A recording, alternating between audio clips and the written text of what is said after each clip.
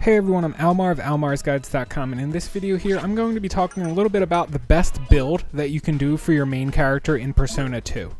So each time you level up, you're going to be able to choose stats, or where you want to put your 3 little stat points.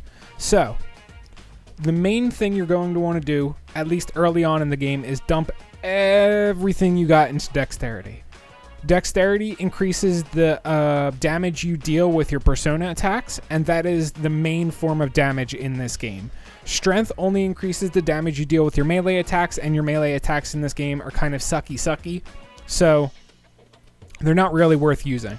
You want to get Dexterity on as many of your characters as possible, because when you use a fusion spell, it averages out the Dexterity of all of the characters that use the skill, and that's how it calculates the damage. The more characters you have with higher Dexterity, the better. And some of your characters, like Michel over here, he's not going to get good Dexterity unless you give him a stand, because that's essentially what these personas are. They're JoJo stands. So if you give him a stand, like Star Platinum, that increases his... well, actually, Star Platinum would probably increase your strength and not your Dexterity, but... essentially give him a stand that increases his Dexterity each time he levels up, and that's how you can get good Dexterity on him. So aside from Dexterity, the other stats, let me give you a quick little rundown. Strength increases your melee damage. I'm pretty sure that's all it does. Vitality increases your defense, and it also increases your health.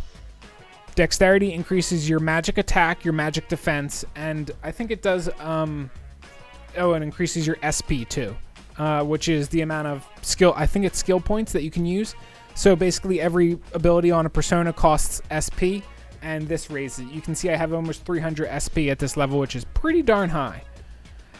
Agility, what that does is it changes your turn order during battle.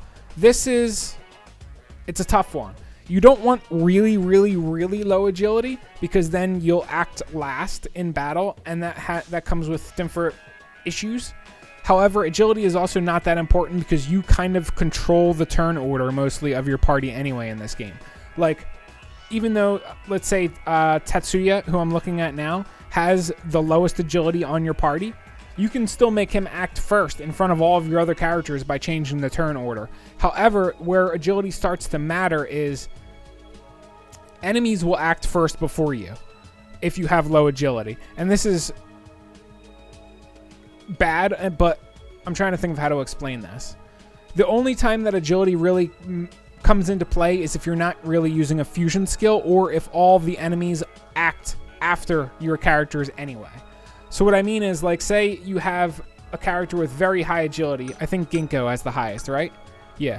So you have a character like Ginkgo, and she has a fusion skill paired together with Michel, who has low agility.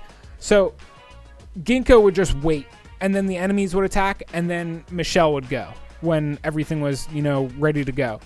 And that kind of makes Ginkgo's agility worthless in that situation, because if Ginkgo if she just waits to use a fusion skill until Michel is ready, then her agility, it doesn't matter that she has enough agility to act first anyway, because she's just waiting. Essentially, her turn in battle comes up, and then she just waits until the next person that can use the fusion skill until their turn comes up. So I find agility to be very situationally useful. If, like I said, if they aren't using a fusion skill and they're acting first during battle, it's quite useful. It's somewhat useful to have high agility on your healer, depending on who you have as a healer. Usually Ginkgo is one of the better healers because of her high agility stat. Does play a good role, but she also is very adept with the lover's persona, and they often have heals.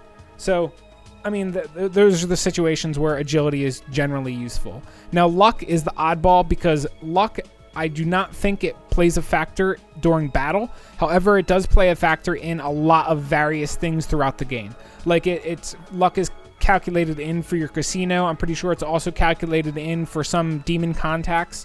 There's a chance that when you interact with a demon, it'll piss him off or give you a different emotion. Luck plays a little bit of a role in that.